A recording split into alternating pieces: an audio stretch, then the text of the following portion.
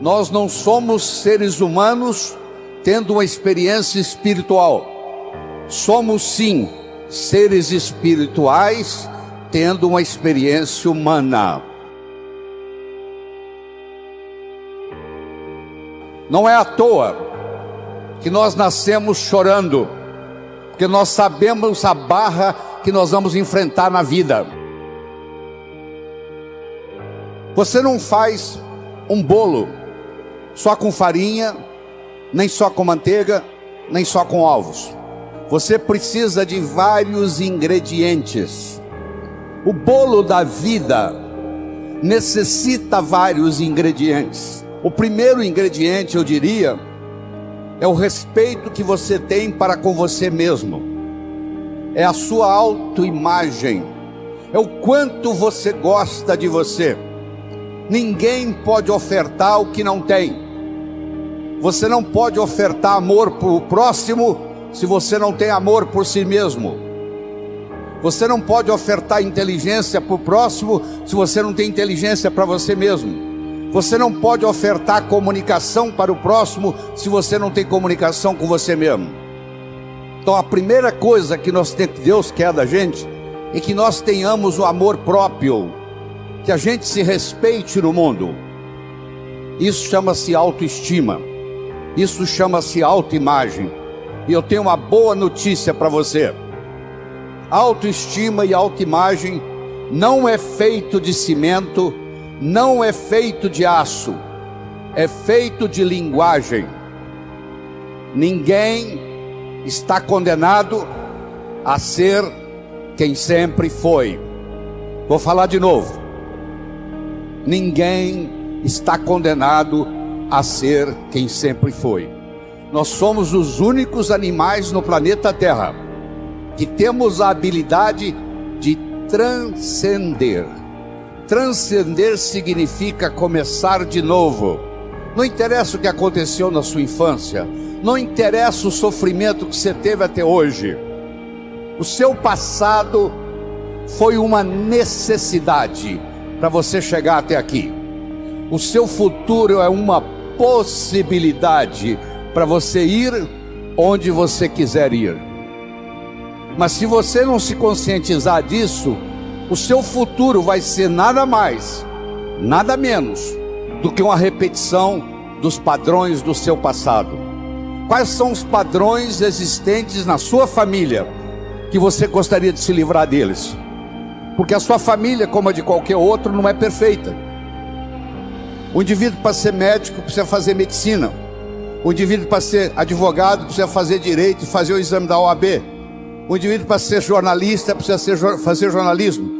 Para você ser pai e ser mãe, você só tem que fazer uma coisa: copular, ter relação sexual, e os filhos nascem.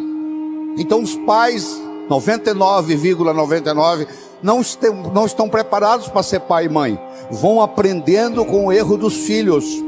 Os seus pais erraram com você, os pais deles erraram com eles, você errou com seus filhos vão errar com seus netos. Isso faz parte da vida.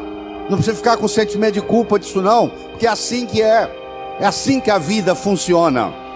A gente vai aprendendo com os erros. No segundo filho você já erra menos, no terceiro você erra menos, se você parar e pensar aquilo que está fazendo de errado. O segundo ingrediente do bolo da vida é a comunicação.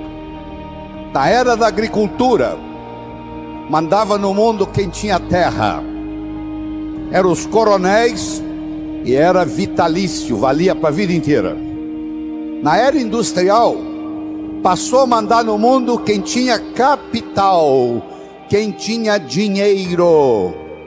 Meus amigos, a moeda mudou e muita gente não se deu conta disso ainda. A moeda hoje chama-se conhecimento. Você é rico ou você é pobre em conhecimento. Mas conhecimento só tem validade quando aplicado, quando passado de um cérebro para outro. E a passagem do conhecimento de um cérebro para outro se faz através do diálogo, se faz através da comunicação. comunicação se tornou essencial, tanto no sucesso pessoal quanto no sucesso profissional. E faz parte da natureza do espírito humano evoluir. Você nunca vai encontrar uma pessoa que vai dizer assim, ó, eu vim aqui pedir uma graça para piorar um pouco a minha vida, porque está boa demais. Eu acho que Nossa Senhora Aparecida nunca escutou essa solicitação de alguém que venha visitar o santuário, dizendo que a vida está boa demais e que queria que piorasse um pouco. Faz parte do espírito humano crescer, evoluir. Galgou uma montanha, que procura uma montanha mais alta. E vocês jovens vão ver isso na vida. Você vai atingir as suas metas. Você quer passar no vestibular, passou no vestibular, quer se formar, quer arrumar um emprego, quer ser promovido, quer montar sua própria empresa, e você vai galgando as coisas na vida. Isso faz parte. À medida que você sobe no escalão da vida, talvez o ingrediente mais importante seja o diálogo, seja a capacidade de se comunicar, seja a capacidade de se expressar, seja a capacidade de entender o outro. Então, se você me permite, eu vou apresentar para você um modelo de diálogo que eu desenvolvi. Você vai ver que eu desenvolvi porque você nunca viu isso na literatura. Eu criei um modelo para isso. Deixa primeiro eu conversar com você sobre modelo. Se eu desse de presente para você agora uma pérola, você provavelmente ia colocá-la no bolso. Se eu me encontrar com você semana que vem e lhe der uma segunda pérola, de novo, você vai colocá-la no bolso. Se eu der para você daqui 15 dias uma terceira e última pérola, você vai colocá-la no bolso. Se eu me encontrar com você daqui 6 meses e perguntar: onde estão as pérolas que eu lhe dei?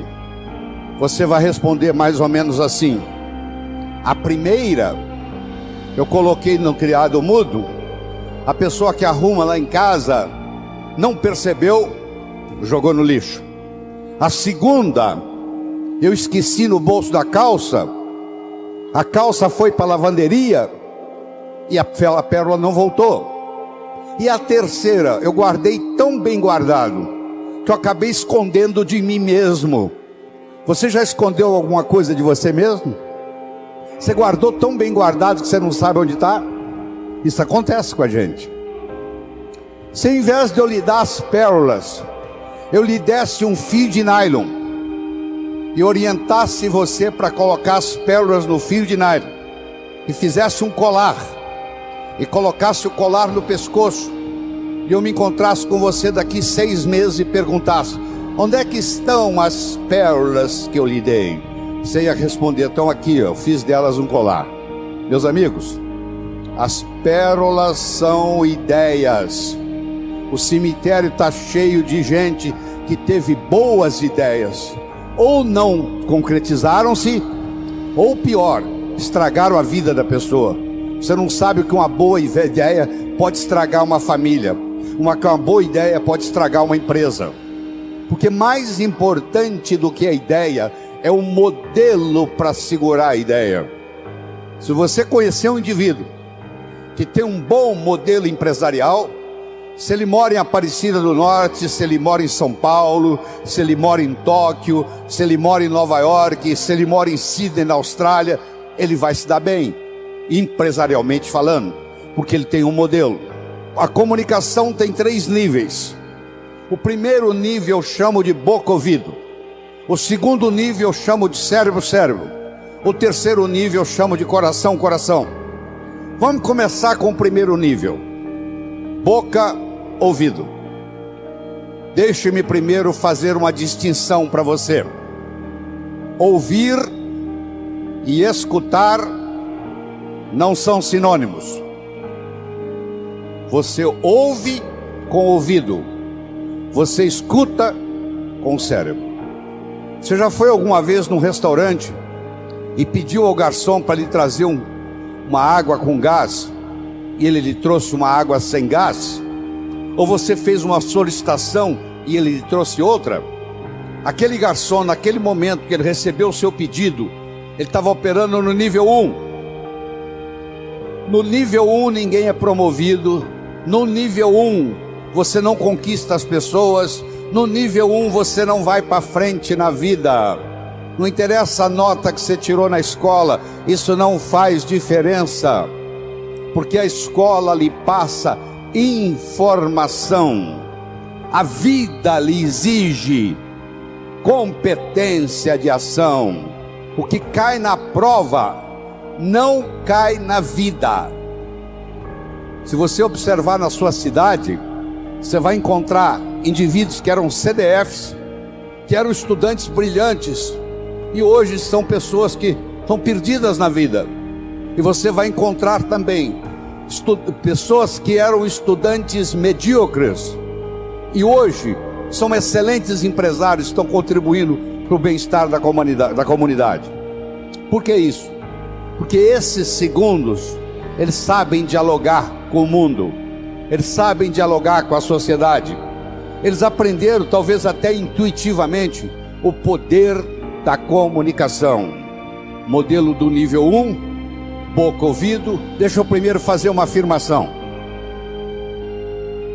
Nós só chegamos ao coração das pessoas passando pelo cérebro.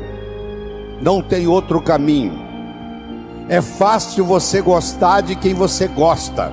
Eu quero ver você gostar de quem você não gosta, porque se você não gosta da pessoa, fica difícil chegar no coração. O caminho para você você tem que entender a pessoa, entender a problemática dela, entender de onde ela está vindo, por que ela atua daquele jeito. Aí finalmente você aceita a pessoa e chega no coração. Quando você está operando no diálogo no nível 1, não acontece nada. É o pai que está dando um sermão para o filho, e entra num ouvido e sai no outro, e o pai não percebe que ele vem falando isso há 5 anos e não funcionou nada. Pelo contrário, o filho até ficou rebelde de escutar o pai falar aquilo, e o pai não se dá conta que aquilo não é diálogo, que é um monólogo que ele está falando para o vento, porque está entrando no ouvido e saindo no outro. Você deve conhecer um ditado popular que diz assim: a palavra convence, o exemplo arrasta. A palavra convence, o exemplo arrasta. O melhor modo de você educar seu filho não é com sermão. Isso não é diálogo, isso é monólogo. O melhor modo de você educar seu filho é com exemplo, dando exemplos. Aí a água mole em pedra dura, tanto bate até que fura. Ele vai vendo o exemplo daquilo que você quer que ele seja, ele vai observando aquilo todo dia, chega uma hora, ele e ela incorpora na estrutura psicológica. Um pai de 45, uma mãe de 45, que conversa com um filho de 15, ela tem que entender que o filho de 15 nunca teve 45, e uma mãe de 45 já teve 15 anos. Então é função do pai, da mãe, descer ao nível do adolescente, para poder haver uma comunicação. No diálogo, na comunicação, nós temos que modificar um pouquinho aquela frase que você conhece, que não é da Bíblia, tá? Quando eu falar, você vai falar, está na Bíblia, não está não. A frase é assim: faça aos outros o que você gostaria que fosse feito a você. A verdade não é bem essa. Faça aos outros o que os outros gostariam que fosse feito a eles. Se eu convidar você para jantar na minha casa em São Paulo, eu não vou lhe servir o meu prato favorito. Pode ser que você nem coma. Eu vou perguntar o que você gosta. Se eu quero agradar alguém num processo de diálogo, eu tenho que ver o que a outra pessoa quer ouvir. Eu vou começar por ali, e não o que eu quero passar. Está acontecendo com a gente. Eu quero mostrar o meu ponto de vista para você, mas eu não me preocupo como que você vai receber esse ponto de vista. Aí sabe o que acontece? A natureza colocou um ouvido no mesmo nível do outro. Entra num ouvido e sai no outro. Aí não deixa de ser diálogo, passa a ser monólogo, porque não tem repercussão. Para esse diálogo se ocorrer, Primeiro, eu tenho que ter uma mensagem forte. Você só vai continuar me escutando se você estiver gostando da mensagem. Eu tenho que ter algo para poder passar para você. Essa é a mensagem. Segundo, nós temos que conversar de uma forma metafórica. Como é que Jesus ensinava? Jesus ensinava contando histórias. Como é que Jesus ia ensinar como é o mundo espiritual para quem está na terra? Sabe o que ele fazia? Ele fazia de uma forma metafórica. Ele contava parábolas, ele contava histórias.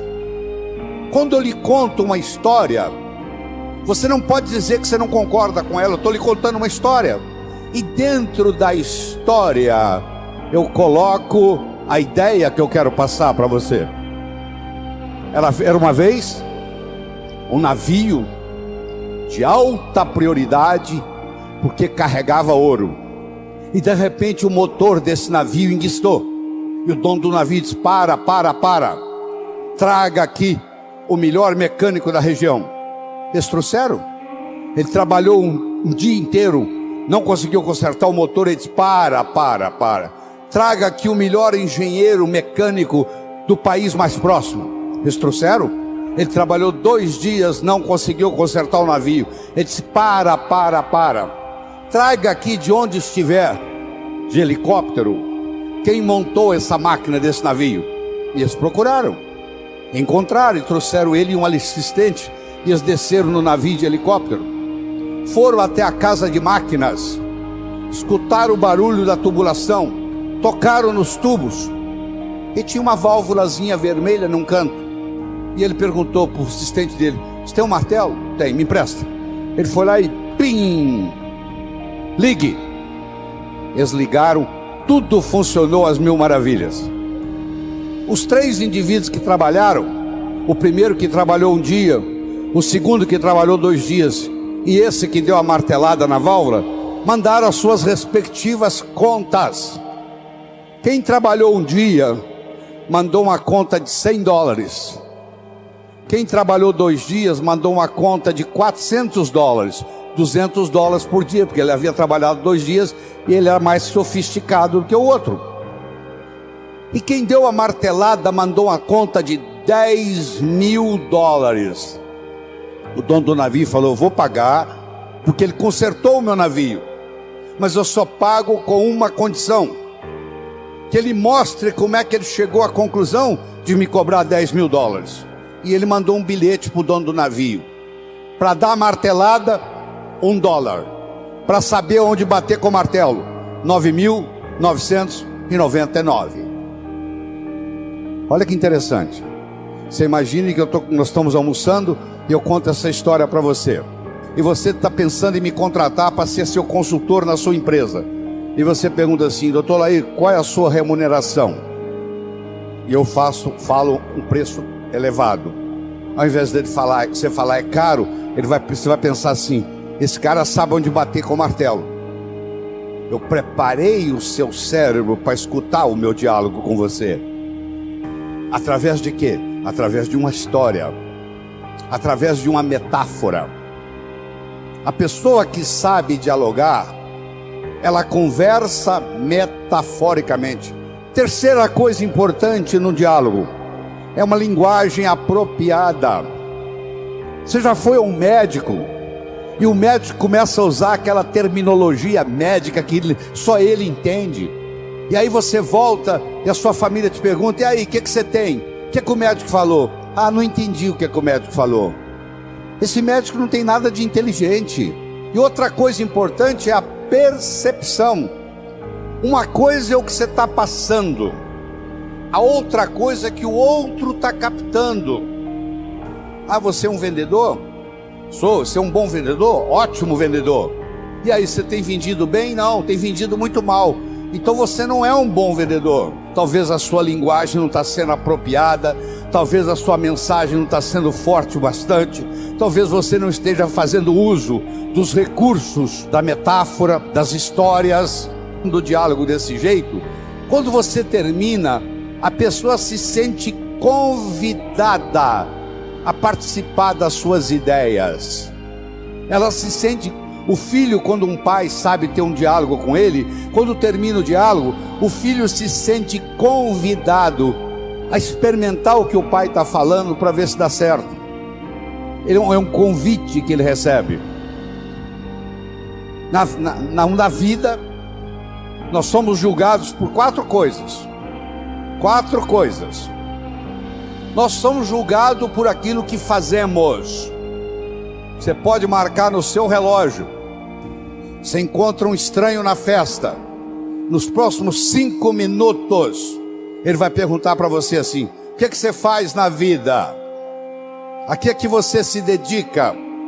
Eu posso ter 2 pedreiros, um trabalhando ao lado do outro. Eu chego perto do primeiro pedreiro e pergunto: o que é que você faz na vida? Ele fala: eu sou pedreiro. Eu coloco um tijolo em cima do outro. Eu chego perto do segundo pedreiro que está ao lado dele e pergunto: o que é que você faz na vida? Se eu sou pedreiro, eu estou construindo o Maracanã, o maior estádio de futebol do mundo, que vai ficar aqui para a posteridade.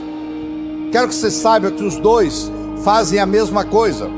Só que esse segundo pedreiro, ele não vai ser pedreiro muito tempo não. Logo ele vai ser construtor, porque ele não está colocando um tijolo em cima do outro. Ele está construindo Maracanã. Quando alguém lhe pergunta: o que você faz na vida? Você tem que responder de um modo que agregue valor à sua contribuição para o mundo. Então, você quer melhorar seu poder de diálogo, você tem que definir a sua contribuição no universo de uma forma que agregue valor. Segundo, você é julgado pela sua aparência. Não é estar bem vestido, não. Estar adequadamente vestido para a ocasião. Você não quer ir num médico que está de camiseta.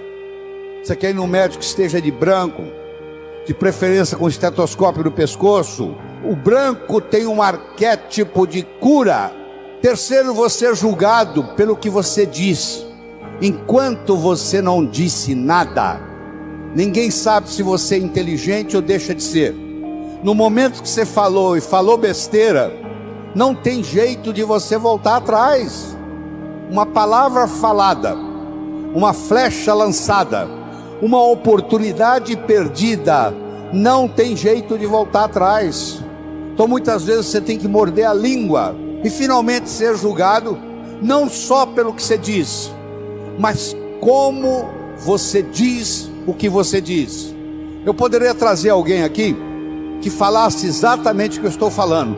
A apresentação poderia ser muito melhor ou muito pior, porque não é só o que eu estou falando que conta, é como eu estou falando o que eu estou falando.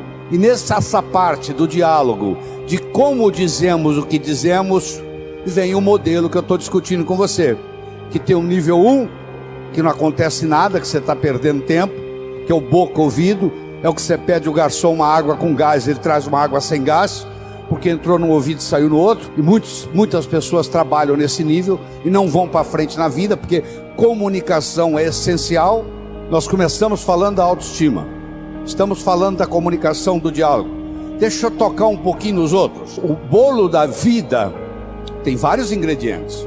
Outra coisa importante para você jovem que está nos assistindo, e é jovem de qualquer idade, juventude é uma coisa que você decide.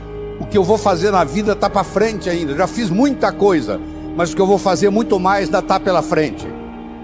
Quando eu mantenho esse foco no que eu vou fazer, o meu organismo não envelhece. Ele mantém a energia da juventude. Todos vocês conhecem o conceito de uma ampulheta, não conhece? Você já pegou uma ampulheta na mão? Aquele reloginho de areia? Vamos imaginar uma ampulheta. A ampulheta tem a areia que ainda não caiu, a areia que está caindo e a areia que já caiu. A areia que ainda não caiu é o futuro. A areia que está caindo é o presente. E a areia que já caiu é o passado. Você aprendeu, e é verdade que você aprendeu, que o passado cria o presente cria o futuro. Isso é verdade, verdadeiro. Mas Einstein provou a não linearidade do tempo. O tempo não é linear. Então eu vou provar para você agora, nessa conversa aqui, que o futuro cria o presente também. E o presente recria o passado. Se você comprar na segunda-feira uma viagem de volta ao mundo para daqui um mês, eu lhe garanto que a segunda-feira já começa a ficar mais interessante. Faltam 30 dias, 29, 28, 27, 26, 25 para a viagem. Você já escutou um ditado que diz assim: muitas vezes a antecipação da festa é melhor do que a festa propriamente dita. Lembra aquela ceia de Natal que você preparou na sua casa com todo carinho, que você levou meses preparando, e na hora da ceia os dois cunhados começaram a discutir e estragou a noite? A antecipação daquela ceia foi muito melhor do que a ceia. O que acontece? Se eu tenho metas para o futuro, jovens, por favor, me escutem. Se você tem metas para o futuro, o seu presente fica mais interessante, porque você vai viajar daqui 30 dias, daqui 29, daqui 28.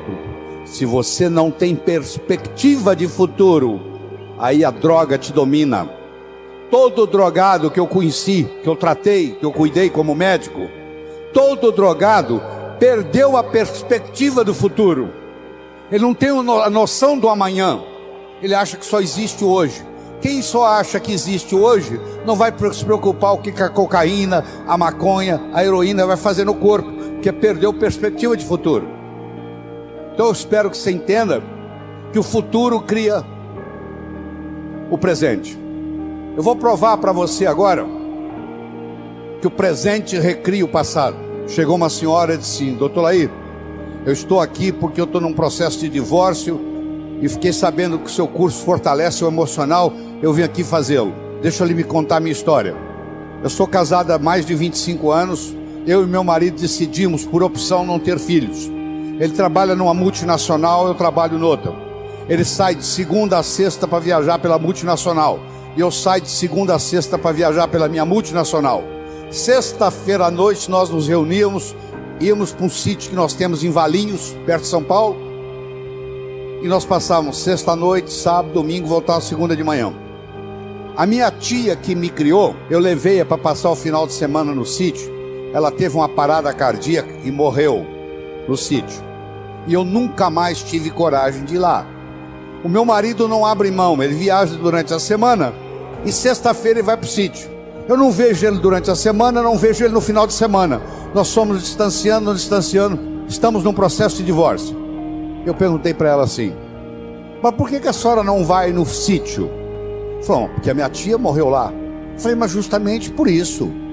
A sua tia saiu lá da Europa para te dar esse presente, para morrer no sítio, para mostrar para você o quanto que ela gostava de você. Isso tem uma simbologia. Dá para você captar essa simbologia, que ela fez questão de vir morrer do seu lado.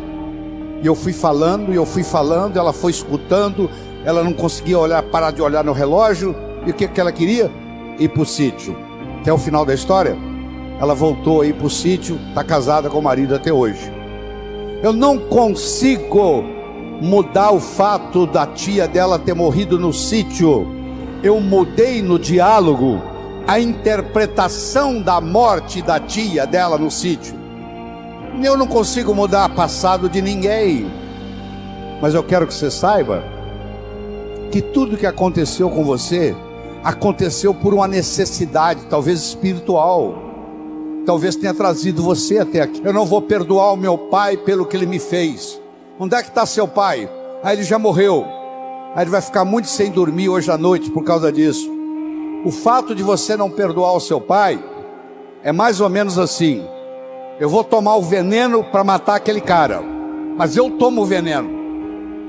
Isso não é tão ridículo, não é? O cara vai tomar o veneno para querer envenenar o outro. Quando eu tenho ressentimento do meu pai, quando eu tenho ressentimento da minha mãe, primeiro eu vou ter ressentimento de todos os homens e todas as mulheres no mundo, porque isso vai repercutir. Cada vez que eu encontrar um homem, vai lembrar do meu pai, eu vou ter problema. Cada vez que eu encontrar uma mulher, eu vou lembrar da minha mãe, vai ter problema. Então, se você perdoar o seu pai e perdoar sua mãe incondicionalmente, só pelo fato de ele ser seu pai e pelo fato de ela ser sua mãe, não é a pessoa em si, não.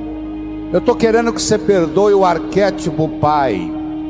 Eu estou querendo que você perdoe o arquétipo mãe. Não é que agora você perdoa a sua mãe, você tem que trazê-la para morar com você, não.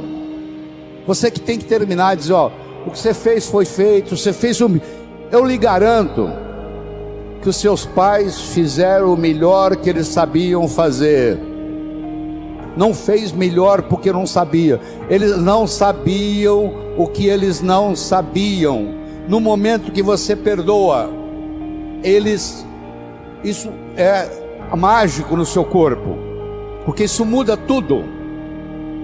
Isso muda a sua energia, muda a sua capacidade de ganhar dinheiro. Se você tem ressentimento do passado, você cancela o seu futuro, você não tem perspectiva de futuro. O ressentimento do passado não deixa você ter perspectiva de futuro. Não interessa o que eles fizeram ou deixaram de fazer. Você não vai passar a sua vida no passado. O seu passado é uma necessidade que aconteceu para você chegar aqui. Ele é conhecido, você sabe o que aconteceu.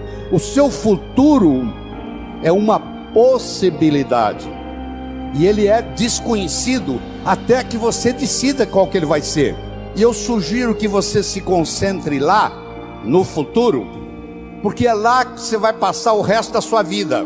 Só por isso. No momento que você fizer isso, seu coração vai se abrir. E essa renovação de esperança que o Padre Darcy me ensinou, vai encher o seu coração. E a sua viagem aqui vai ficar inesquecível. Que vai ficar um antes e vai ficar um depois. Eu espero de coração que novos caminhos se abram à sua frente, que o vento sopre levemente às suas costas, que o sol brilhe suave e morno no seu rosto, que a chuva caia de mansinho em seus campos, e até que nos encontremos de novo. Que Deus lhe guarde nas palmas de suas mãos.